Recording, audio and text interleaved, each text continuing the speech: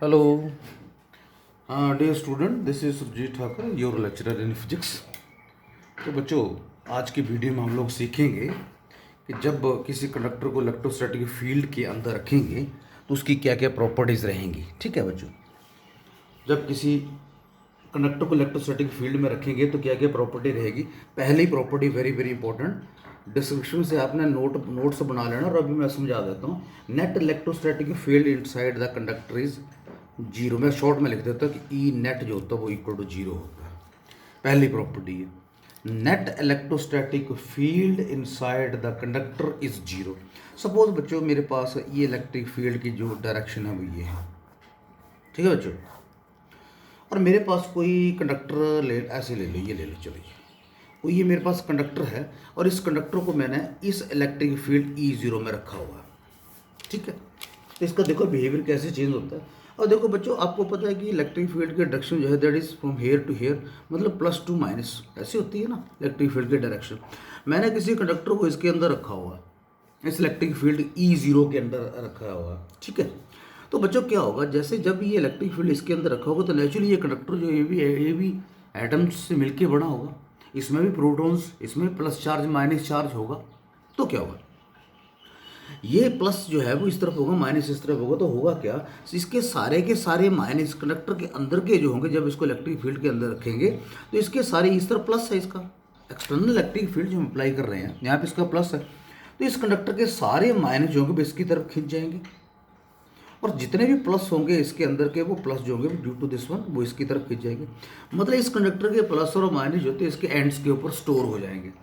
ठीक है, इसके अंदर वैसे तो इलेक्ट्रिक फील्ड ई जीरो जो अप्लाई कर रहे हैं आप, वो उसकी वैल्यू तो ये है ई जीरो, लेकिन जब इसको ई जीरो के अंदर रखा तो इसके बीच में भी ये देखो एक इलेक्ट्रिक फील्ड क्रिएट हो गया, इसका प्लस इधर है माइनस इधर है। इसका मतलब यहाँ पे हम यूँ बोल सकते हैं। तो बच्चे इस प्रॉपर्टी को बोलते हैं पोलराइजेशन। जब हमने कंडक्टर को इसके बीच में रखा हुआ है तो इसके प्लस और माइनस जो होते हैं इसके एंड्स के ऊपर खींच गए, तन गए, तो इस प्रॉपर्टी को बोलते हैं पोलराइजेशन। तो ये पोलराइज्ड हो गया। पोलराइज्ड होने का मतलब होता है इसके प्लस एक तरफ इकट्ठे हो गए, माइनस एक तरफ इकट्ठे हो गए और इसके अंदर एक अपना इलेक्ट्रिक फील्ड क्रिएट हो गया और उसकी डायरेक्शन जो होती है ये है। और ये इलेक्ट्रिक फील्ड जो है पोलराइजेशन के कारण होता है, इसको बोलते हैं ईपी। क्या बोलते हैं, ईपी। और इसकी डायरेक्शन जो होती है वो इधर को रहेगी। दोनों ये वेक्टर क्वांटिटी, ये भी वेक्टर क्वांटिटी, ये भी वेक्टर क्वांटिटी। ठीक है, तो मतलब जितना स्ट्रॉन्ग बाहर का फील्ड होगा उतना अंदर का होगा। इसका मतलब ये है कि जब हम नेट फील्ड निकालने की करूंगा तो ई जीरो नेट कितना हो जाएगा अंदर का, E zero plus E P, एक प्लस एक उधर को जा रहा है, इक्वल एंड अपोजिट है। तो अब इक्वल एंड अपोजिट मतलब ई नेट जो होगा that is equal to zero. This is very important property कि जब किसी कंडक्टर को हम इलेक्ट्रिक फील्ड के अंदर रखेंगे तो polarization, electric field due to polarization create हो जाता है जिसको ईपी बोलते हैं। और इसकी वैल्यू वही रहती है जितना ई जीरो होगा। ई जीरो जितना स्ट्रॉन्ग होगा उतना ईपी होगा, मतलब इक्वल एंड अपोजिट रहेगा। जब हम नेट निकालेंगे तो नेट जो होगा, इसका मतलब मैं यूँ करूँगा, यहाँ पे मैं ले सकता हूँ ई नेट जो है वो that is equal to zero. E net is equal to zero. तो ये पहली प्रॉपर्टी है।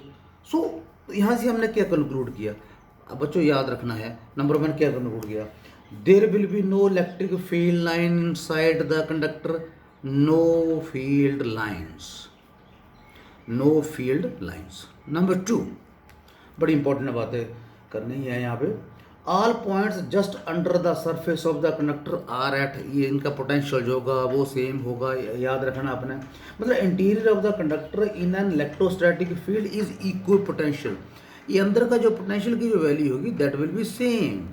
तो ये अंदर का जो इसका इंटीरियर जो होगा that will be equi potential area, equi potential surface होगा इसका अंदर का, याद रखना आपने। ठीक है, और इसकी दूसरी प्रॉपर्टी क्या आती है, जब किसी कंडक्टर को इसके अंदर रखें, ये तो पहला आ गया ई नेट इक्वल टू जीरो, ये इसके साथ ये पॉइंट्स भी remember, electric field line inside the conductor zero होती है और ये इसका सरफेस होता है, प्लस और माइनस के यहाँ पे रेजाइड कर रहे हैं, सरफेस के ऊपर रेजाइड कर रहे हैं। और जितने भी पॉइंट्स होते हैं just under the surface of the conductor are at same potential, मतलब इक्वल पोटेंशियल होगा। दूसरा point very important point, electrostatic field just outside the charge conductor is perpendicular to the surface of the conductor. Yes, ये मान लीजिए मेरे पास कोई conductor है, ठीक है, यहाँ से इलेक्ट्रिक फील्ड लाइन सपोज ये प्लस है, इलेक्ट्रिक फील्ड लाइन बाहर को निकलेगी। तो बच्चों यहाँ पे बोल रहा है दूसरा, ऑलवेज परपेंडिकुलर लाइंस यहाँ से ओरिजिनेट ही होती है, ये एंटर करती है। दूसरा पॉइंट है क्या है, electrostatic field just outside the charge conductor is perpendicular to the surface of the conductor. मतलब यहाँ से जो इलेक्ट्रिक फील्ड जो निकलेगा वो हमेशा 90 डिग्री के ऊपर ही होगा। ये हमेशा, ये अगर ये सरफेस में लूँ तो ये सरफेस के ऊपर ही होगा, मतलब एंगल जो होगा वो 90 डिग्री का ही बनेगा। ऐसे नहीं होगा कि मान लीजिए मेरे पास ये सरफेस है और इस सरफेस के ऊपर इलेक्ट्रिक फील्ड मेरा इधर उधर को जाएगा। No, it will not, it will always be 90 degree to this one. याद रखना आपने, ठीक है बच्चों। मान लेते हैं, अच्छा सपोज करके इसको करके देख लेते हैं। सपोज मेरे पास ये सरफेस है और यहाँ पे इलेक्ट्रिक फील्ड सपोज मैंने यहाँ पे निकाली ए पॉइंट के ऊपर। मैं मान रहा हूँ कि ये इलेक्ट्रिक फील्ड परपेंडिकुलर नहीं है, सपोज ऐसे है, मतलब इसके ये सरफेस ये ले लो, इसका ये सरफेस, सपोज ये सरफेस के साथ एंगल बना रहा थीटा। इलेक्ट्रिक फील्ड कितना, मैं बोल रहा हूँ ये 90 डिग्री के ऊपर नहीं है, सपोज थीटा के ऊपर है, तो थीटा जो है वो इसके सरफेस के साथ एंगल बना रही है, ठीक है। अब जिसके साथ एंगल, इसका मतलब इधर को है और सरफेस के साथ ये एंगल थीटा बना रहा है। अगर मैं यहाँ के यहाँ पे के लिए कितना होगा, हमेशा horizontal component, that is E cos theta लिख सकता हूँ मैं। और इसका परपेंडिकुलर जो होगा वो इधर को जाएगा ई साइन थीटा, या इसके 90 डिग्री के ऊपर। ये 90 डिग्री का मतलब सरफेस के ऊपर 90 डिग्री, ये 90 डिग्री वाला कंपोनेंट, या इसको एन कैप ले लो कि सरफेस के ऊपर ये 90 डिग्री के ऊपर जाएगा। तो बच्चों ये टेंजेंशियल कंपोनेंट कौन सा होगा हमारे पास, ई कॉस थीटा, ठीक है। मैं मान रहा हूँ कि सपोज ये 90 डिग्री के ऊपर नहीं जा रहा, ये किसी एंगल थीटा के ऊपर ये जा रहा, तो इसका ये टेंजेंशियल कंपोनेंट होगा जो सरफेस के साथ जाएगा, ई कॉस थीटा। तो बच्चों टेंजेंशियल कंपोनेंट ये ई कॉस थीटा क्या करेगा, E cos theta will cause the flow of charges on the surface of the conductor. यहाँ पे सरफेस कंडक्टर के ऊपर, सरफेस के ऊपर जो चार्ज होगा, ई कॉस थीटा उस चार्ज को मूव करने की कोशिश करेगा। ई कॉस थीटा के कारण इस सरफेस के ऊपर जो चार्ज होगा उसको क्या करने की कोशिश करेगा, ये काज करेगा, क्या काज करेगा इसके लिए, flow of charge on the surface of the conductor. जब चार्ज फ्लो करेगा तो क्या बनेगा, करंट बनेगा, ठीक है। लेकिन हम लोग पढ़ के रहे हैं इलेक्ट्रोस्टैटिक। इलेक्ट्रोस्टैटिक का मतलब क्या है कि चार्ज इज एट रेस्ट, तो करंट की तो बात ही नहीं यहाँ पे क्रिएट हो रही है। But there is no surface current in the electrostatic. इसमें तो इलेक्ट्रोस्टैटिक में तो सरफेस करंट होता नहीं है, क्योंकि जितना भी हम यहाँ पे कर रहे हैं चार्ज होता है ऑलवेज स्टैटिक इन नेचर। दस electric field just out the surface only have the normal component. इसका मतलब इस कंपोनेंट के कारण जो कि चार्ज को फ्लो करने के लिए कॉज कर रहा है, इसके कारण कोई इसका कंपोनेंट का कोई लेना देना नहीं, क्योंकि सरफेस करंट होता नहीं। हम लोग तो इलेक्ट्रोस्टैटिक में तो वही करते हैं जो चार्जेज एट रेस्ट होते हैं। इसका मतलब ये हो गया कि ई कॉस थीटा कंपोनेंट जो है वो that is equal to zero है, इसका कोई लेना देना नहीं है इसमें, ठीक है। इसका मतलब ये हो गया दो चीज़ों का प्रोडक्ट जीरो के बराबर आ रहा है। इसका मतलब either E equal to zero और cos theta equal to zero. Cos theta equal to zero का मतलब theta is equal to 90 degree, या तो थीटा 90 डिग्री हो या ई इक्वल टू जीरो, दोनों वैसे। अब देखो ई तो कभी जीरो हो नहीं सकता जब चार्जेस की बात करेंगे। इसका मतलब E is not equal to zero but theta is equal to 90 degree. This is very important. ये तो हमने प्रूव करना कि थीटा हमेशा क्या होता है, E not equal to zero along theta equal to 90 degree. तो हमेशा जितनी भी फील्ड लाइन होती है, ई जितना भी होता है वो हमेशा इसके 90 डिग्री से राइज करता है, ठीक है बच्चों। ये दूसरा पॉइंट आ गया। ये दूसरी प्रॉपर्टी आएगी कि हमेशा इलेक्ट्रिक फील्ड लाइन जो होती है वो उसके सरफेस से 90 डिग्री के ऊपर एलिमिनेट होती है। तीसरा पॉइंट क्या, net charge in the interior of the charge conductor is zero. Yes, ये तो हमने डायरेक्ट किया। ई इज इक्वल, ये ले लेते कंडक्टर, ये मेरे पास कंडक्टर है, इसमें क्या ई इक्वल टू जीरो। तीसरा पॉइंट क्या, E equal to zero means net charge in the interior of the charge conductor is zero. तो अच्छा, ये हम बोल सकते हैं जैसे यहाँ से जा रहा है ये हमेशा 90 डिग्री के ऊपर ये एंटर करेगा यहाँ पे। अगर मैं यहाँ की बात लूँ तो ये 90 डिग्री पे, अगर यहाँ की बात लूँ तो ये 90 डिग्री से निकलेगा, 90 डिग्री से निकलेगा। और अगर यहाँ की बात लूँ तो शायद ये ऐसे 90 डिग्री, ये हमेशा ये एंगल जो होगा वो 90 डिग्री का एंगल बनेगा, ओके राइट। और इसके इनसाइड क्या होगा, E is equal to zero, ठीक है, okay. E is equal to zero, जब net charge in the interior of the charge conductor is zero means E is equal to zero. इसका मतलब ये हो गया according to Gauss theorem. Gauss theorem क्या बोलती है जब चार्ज की बात है, E dot D S is equal to Q upon epsilon naught. But here in this case E equal to zero. Prove कर रहे हैं ना कि नेट चार्ज इन साइड जो होता है वो क्यों भी जिसके अंदर जो होता है वो जीरो होता है, क्यों? अच्छा जी, प्रूव करते हैं। देखो हमें पता है कि E dot D S is equal to Q upon epsilon naught, right.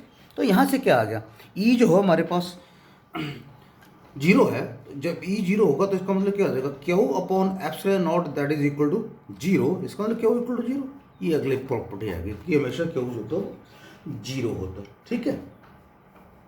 तो बच्चों हम ये बोल सकते हैं नेट वॉल्यूम चार्ज डेंसिटी बोल सकते हैं, वॉल्यूम चार्ज डेंसिटी रो बोल दो पूरा ना, 3 डायमेंशनल होगा ना तो वॉल्यूम चार्ज डेंसिटी में लगे, मतलब rho in the interior of the conductor is equal to zero. अब ये बोल दो जी, क्या बोलेंगे, net volume charge density in the interior of the conductor is zero. बच्चों फोर्थ पॉइंट, फोर्थ प्रॉपर्टी क्या, charge reside on the surface of the conductor, resides on the surface. मतलब ये जो आपके पास अगर मेरे पास ये कोई कंडक्टर है तो चार्ज हमेशा इसके सरफेस के ऊपर लाई करता है, अभी पीछे भी हम करते आ रहे हैं इसको, चार्ज हमेशा इसके सरफेस के ऊपर लाई करेगा, इसके इंटीरियर में चार्ज होगा किसी प्रकार का चार्ज, अभी इम्प्रूव किया, चार्ज हमेशा इंटीरियर में चार्ज जो है जीरो होता है। तो charge always resides on the in the interior, Q is equal to zero. तो कहीं ना जब ये चार्ज की बात कर रहे हैं इंटीरियर में क्यू इक्वल टू जीरो है तो चार्ज तो है ना कहीं, इसका वो चार्ज कहाँ गया, अगर इंटीरियर में नहीं है तो सरफेस के ऊपर होगा, इसका चार्ज होता है वो हमेशा इसके सरफेस के ऊपर रिजाइड करता है। तो ये बच्चे चौथी प्रॉपर्टी आ गई, राइट। पांचवी प्रॉपर्टी, यस, पांचवी प्रॉपर्टी में क्या था, electrostatic potential is constant throughout the volume of the charge conductor and has same value on its surface. Electrostatic potential मतलब V कांस्टेंट रहता है, V is constant here in this case. ये बच्चों अगला point है कि electrostatic potential जो होता है दैट रिमेन्स कांस्टेंट। हमें पता है कि अगर ये सिचुएशन बन रही है तो इस सिचुएशन में हमारे पास क्या आ रहा है, equal to zero, equal to zero आ रहा है। We know dV upon dr is equal to negative gradient of potential, पता है आपको ये, dV upon dr is equal to minus E, that is equal to zero. इसका मतलब dV equal to zero, dV equal to zero का मतलब change in potential is equal to zero, इसका मतलब V is constant, V is constant, V is constant. ये अगली property आ गई। इस केस में पोटेंशियल जो होता है वो सेम रहता है। पोटेंशियल सेम होने का मतलब ये है कि इसके अंदर आप किसी जब चार्ज को मूव करेंगे तो इक्वल पोटेंशियल बनेगा, V कांस्टेंट रहेगा, चार्ज को मूव करेंगे तो नो वर्क इज डन, वो किसी प्रकार का वर्क डन नहीं होगा। तो हम ये कंक्लूड कर सकते हैं कि electrostatic potential constant throughout the volume charge conductor and same value on its surface as inside, same value रहती है, V कांस्टेंट रहता है, राइट। तो ये बच्चों हमारा आ गया पांचवा पॉइंट, राइट। तो इसी तरीके से हम इसका सिक्स्थ पॉइंट, तो सिक्स्थ पॉइंट में क्या आता है, surface charge distribution may be different at different points on the conductor. Yes, surface charge distribution sigma is different at different points. Sigma is different at different points. ये देखो बच्चों, मैं मान लीजिए मेरे पास ऐसे है वो सरफेस, ठीक है, तो ये चार्ज है सपोज प्लस, ओके। हमें पता है कि सिग्मा किसके बराबर होता है, क्या वो अपॉन ए, राइट।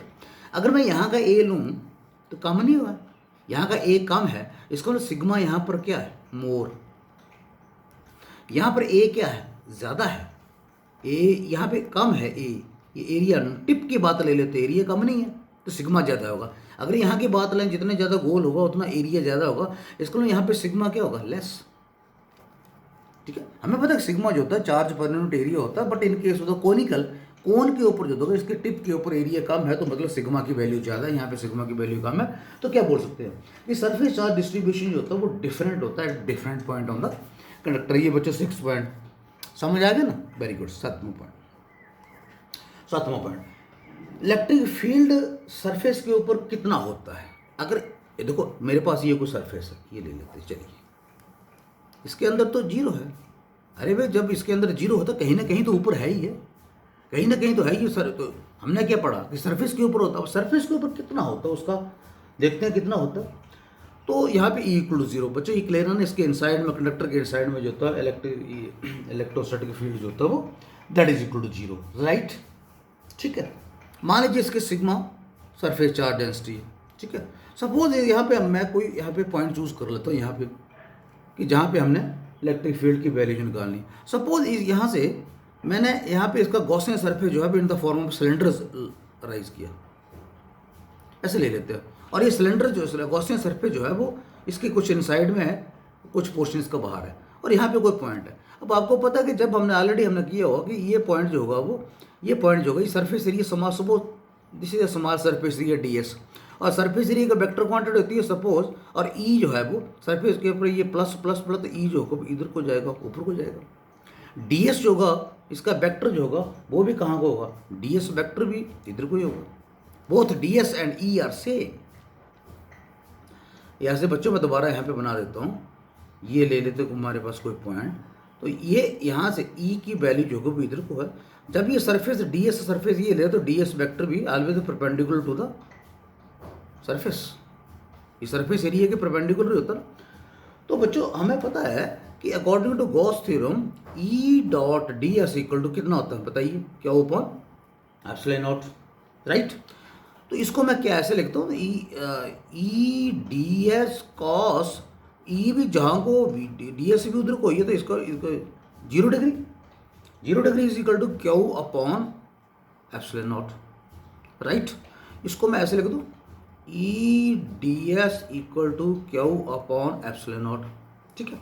ई कांस्टेंट है तो integration of ds is equal to Q upon epsilon naught, right. अगर बच्चों पूरा सरफेस एरिया इसका s है तो हमें पता है कि सिग्मा किसके बराबर हो जाएगा, क्यू अपॉन s ले, सरफेस एरिया ऐसे ले रहे हैं, अगर यहाँ पे ले रहे हैं तो क्यू यहाँ से कितना आ जाएगा, सिग्मा s, ठीक।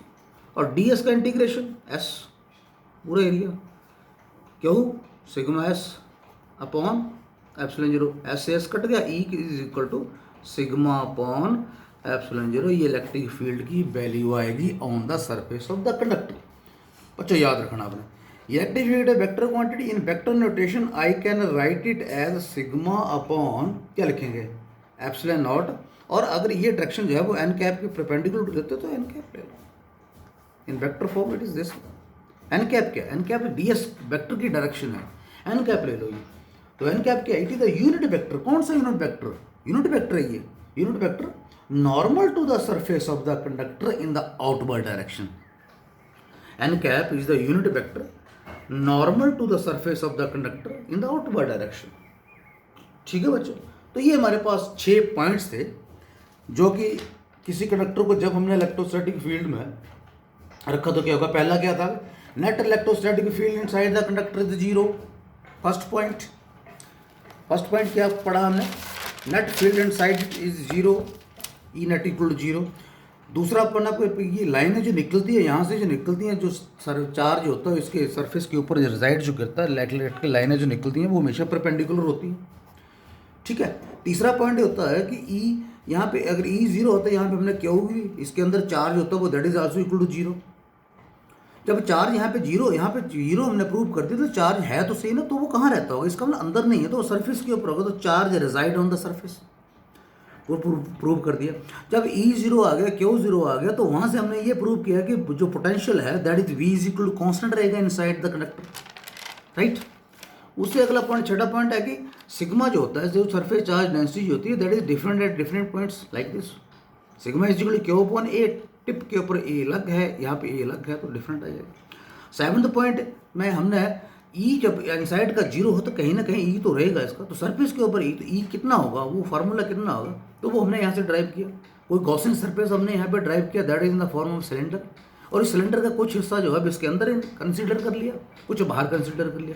अंदर तो ई इक्वल टू 0 है, खत्म हो गया बात, तो इसका बाहर वाला स्टैंड करेगा, तो E dot D S is equal to Q upon epsilon naught, ठीक है बच्चों। इस चीज़ के कंफ्यूज नहीं होना आपने कि गॉसियन सरफेस के 3 पार्ट्स आ रहे हैं, कौन कौन से, 1, 2 और इसका साइड वाला कर्व्ड सरफेस एरिया, राइट। और साइड वाले कर्व्ड सरफेस एरिया की हम यहाँ पर हम बात करें तो यहाँ से क्या होगा, यहाँ से डी एस ये सपोज करेंगे, दोनों ई और डी एस आपस में 90 डिग्री के ऊपर होगा, तो यहाँ पे वैल्यू 0 हो जाएगी कर्व्ड के लिए। अंदर तो ई इक्वल टू 0 आता है, यहाँ वाली बात तो खत्म ही होगी अंदर की, लेकिन यहाँ पर ये सरफेस जो है, ये कर्व्ड सरफेस एरिया, यहाँ पर ई इधर को है, ds इधर को आ जाएगा, दोनों के बीच में 90 डिग्री का एंगल है तो वो जीरो हो जाएगा। इसको केवल एक ही बचेगा, ये चीज़ बचेगी जो कि इलेक्ट्रिक फील्ड के लिए कंट्रीब्यूट करेगी। तो यहाँ से लिए, यहाँ से ds, ये एरिया स्मॉल एरिया ले लिया हमने, suppose this area is equal to ds। तो जब ds स्मॉल एरिया ले लिया तो ds is equal to, ds का वेक्टर ऊपर को जाएगा, इधर को जाएगा perpendicular to the surface, E vector भी उधर को ही है तो ई ds का। और बच्चों यहाँ से अगर हम ये भी कर सकते, ये तो टोटल के लिए ना, मैं यहाँ पे लिख सकता हूँ, यहाँ के लिए सिग्मा कितना आ जाएगा ds के लिए, sigma is equal to Q upon ds। अगर ds एरिया ले, sigma is equal Q upon ds। तो ये ds का इंटीग्रेशन जो है, ds का इंटीग्रेशन का मतलब क्या, देखो सभी ds को आप जोड़ दो। ds का इंटीग्रेशन है कि अगर मैं छोटे छोटे इसके यहाँ पे पार्ट ले लूँ तो ds का इंटीग्रेशन मैं ds भी ले सकता हूँ। तो ds का इंटीग्रेशन, ds इंटीग्रेशन को तो सभी पार्ट्स को जोड़िए, जब पार्ट ही एक है तो इसका मतलब ds integration itself is equal to ds। तो यहाँ पर मैं ऐसे भी कर सकता हूँ, E ds is equal to sigma ds upon epsilon naught, right. तो ds से ds कट गया, E is equal to sigma upon epsilon naught. इसमें कोई बड़ी विशेष बात नहीं है कि यहाँ पे s क्यों लिया, यहाँ पे ds क्यों लिया। तो E is equal to sigma upon epsilon naught. और ये बच्चों, ये sigma E is equal to sigma upon epsilon naught आगे हमारे नेक्स्ट जो वीडियो हमारा होगा, नेक्स्ट जो हमारे टॉपिक होंगे उनमें बहुत ज़्यादा इंपॉर्टेंट रहेगा ये। और वेक्टर नोटेशन जो है वो इसको ऐसे लिख सकते हैं, राइट। Okay, thank you.